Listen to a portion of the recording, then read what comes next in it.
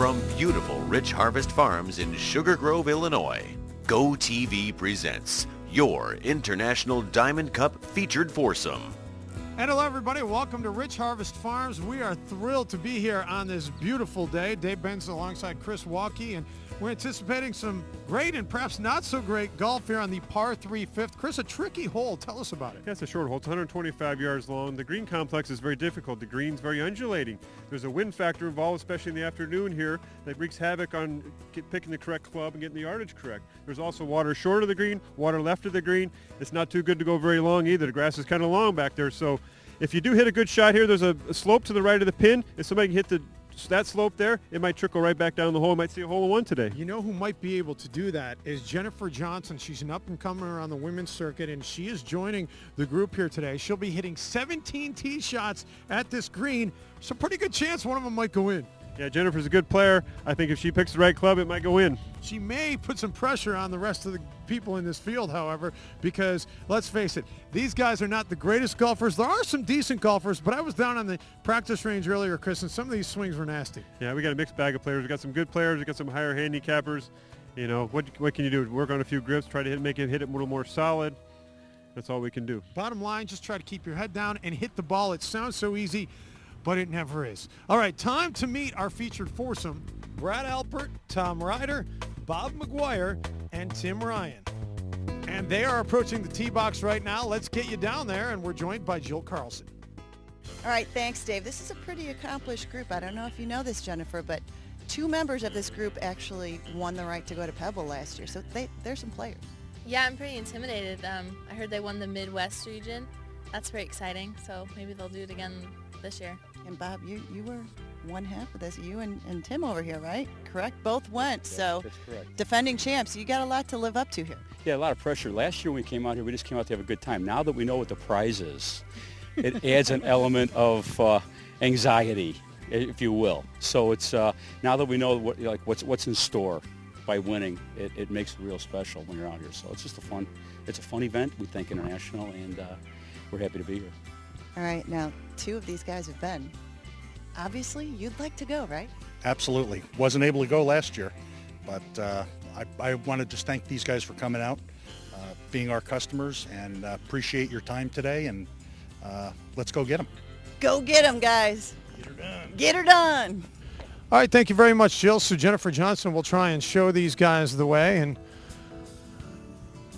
nice, promising young golfer. Yeah, she's a very good player. She's 19 years old.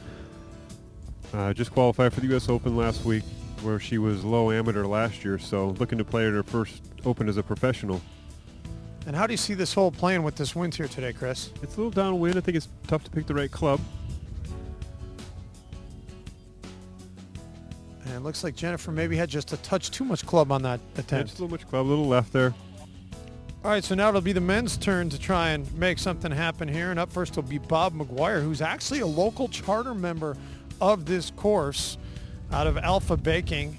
Actually does have a hole-in-one to his credit. Actually got a hole-in-one at a Penske tournament and won a Corvette. So he's got a little bit of a course advantage here. This is going right at it. And look at that. Ball should spin back down towards the hole. Keep going, ball. Oh, that is a fantastic effort by Bob McGuire. Said he's hoping to break 100 on the course today. That's a good way to get things started. That was a great shot. If you can get it over that left side of the green there, the ball will funnel pretty close to the hole. Closest shot to the pin that we have seen here today. No doubt about that. Next up on the tee is Tim Ryan. Had a chance to go to Pebble Beach last year out of this event, and look at this attempt. Oh, this could go in the He's hole. got a shot at it. Oh, man, stay on the green now. Slow down. And it does stay up. Boy, what a great attempt. These guys are just throwing darts out here today. Those are the best 2 shots we've seen all day. A lot of pressure on Tom Ryder here to try and keep pace.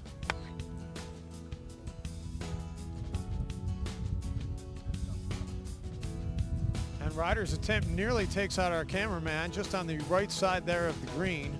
But not an awful shot. He'll have a lot of green to work with there, but certainly a good play from there. No, he's dead there. That ball.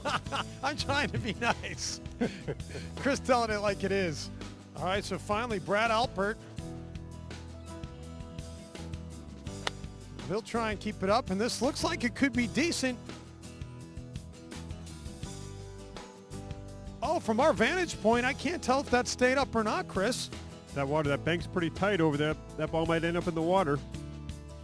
While we have a moment, let's get it to the fourth member of our broadcast crew. A short time ago, Tim Morris spoke with Jack Allen of Navistar. Thank you very much, Dave. Talking to Jack Allen, president of the North American Truck Group. And Jack, this has been a special, special day, hasn't it? Well, Rich Harvest is a one-of-a-time location for our guests to come. We had beautiful weather. People played well. People had a great time. And we're thrilled to be able to host our dealers and our customers again this year at another fine venue for a great event and relationship building and being able to thank our customers for their business. What is it about a golf course where, a lot of business gets done and a lot of camaraderie? It's just a special place to get together. Well, it's very rare in the environment we live in today to be able to spend any real quality time with customers. So to get an opportunity to come out and have lunch and spend 5 hours on the golf course and have dinner is really unique. And the beauty of Rich Harvest is, this is the kind of place that very few people get the opportunity to play. And that's what makes it so special. I understood you made a wise decision today. You not play golf, you fished. Instead, you did well. Well, I wanted to host and be able to go around and talk to all the customers. But then someone put a fishing pole in my golf cart, so we went fishing. And they have 3 or 4 real big stock lakes here and caught a few bass and had a great time. No double bogeys. No double bogeys, no. Thanks a lot, Jack. You bet. Thank you. All right, thank you very much, Tim. So here goes Tom Ryder with his second attempt. And what do you see here? Yeah, it's just a tough shot coming out of that rough. Wow, he's hit a great shot here. Look at the speed on that. That's going to roll and trickle down towards the hole and just goes towards the fringe of the green, but not too shabby from way out there. That's as good as he could have done from there. And so Brad Alpert did find his ball, and here comes his second attempt, and this is going to be a whole lot of trouble. Not a lot of fun there, Chris. Yeah, just a lot of grass down there that grabs the club head and doesn't go forward, so not bad though. It's a shame, too, because initially off the tee box, it looked like he had a pretty good effort at it, but just kind of bounced and then rolled down there. He was actually lucky that ball stayed dry. And look at this Good little attempt. shot here. Oh, wow. What a great attempt there by Brad to try and hole out to save par. He's going to have that tap in for bogey. Great third shot. So no, bogey not what you're looking for, but you'll take it. 4 is pretty good from where he was.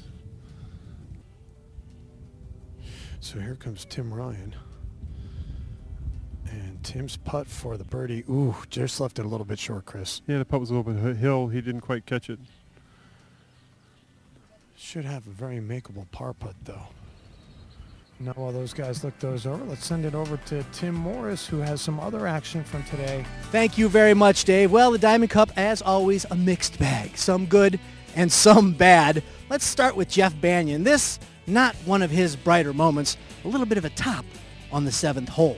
But Mike Lahr, how about a bright moment? Look at this approach shot. He sticks it from about 150 yards out to about 5 feet, and he would make the birdie. Mike, very happy with that. You look like you knew what you were doing. No, actually, I'm glad I had the caddy there, but we both were at it right outside the edge and turned right in like we thought. And Phil Werman on the 4th hole of the Gold Course. Watch this putt. Downhill. This is tricky, and it falls. Nice job. So a little bit surprising, a very difficult golf course, but a lot of good shots. And I know you guys have seen some good shots on that featured par 3 hole too. So I'll throw it back out to you. And now back to Tom Ryder. What do you see here on this par try? Yeah, it's straight uphill. Just needs to hit it firm. Looking good. Making a good run at it. Ooh, just a little bit right. Just push it just a touch. And he'll have that tap in for a bogey. So a couple of bogeys, and now Bob McGuire with about 7 feet, I'd say, for a birdie try. Looks like he's going to be a little bit of a break to the right. Yeah, a little left to right break. I think most of the guys today have underplayed this a little bit, so he's going to have to play a little more break than he thinks.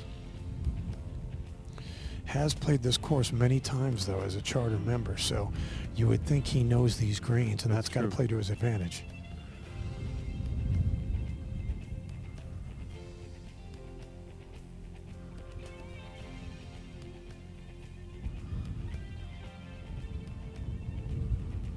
Nice speed. Just didn't play enough break. As you said, guy's not playing the break Yeah. enough, and boy, he's going to think about that one, especially when he watches the DVD. So now Tim Ryan. Looks like a pretty straightforward Yeah, putt here for this par. Straightforward, back of the cup. So nice par there for Tim, and see if Bob can match that. And a well-played hole by Bob McGuire to close it out for the par here on our signature hole. So you told me a charter member of this course. I figured you would have known the break on that green a little better. Yeah, but I still have to execute. Knowing's one thing and making the putt something else. So this is just a lot of fun. I love this course. And, you know, sometimes, you know, it takes your focus off what you're doing just because you enjoy the scenery. It's just being out here is wonderful. Yeah, You know? that was a great tee shot, though. Oh, thank you. Every once in a while we get lucky. So, you know, I knew the right club to hit was probably a 9-iron, so I hit an 8-iron, and I got lucky. All right. Golf's a funny game that way, It isn't it? really is. So no, it was a nice tee shot too, but I couldn't have basically capitalized on it though. So what are you going to do? Hopefully I'm stroking on that hole. Well, one par in the book. Hopefully you're breaking 100 like you told me earlier you wanted to do. Exactly. Thank you. Thanks a lot. Good luck. Thanks, Ed.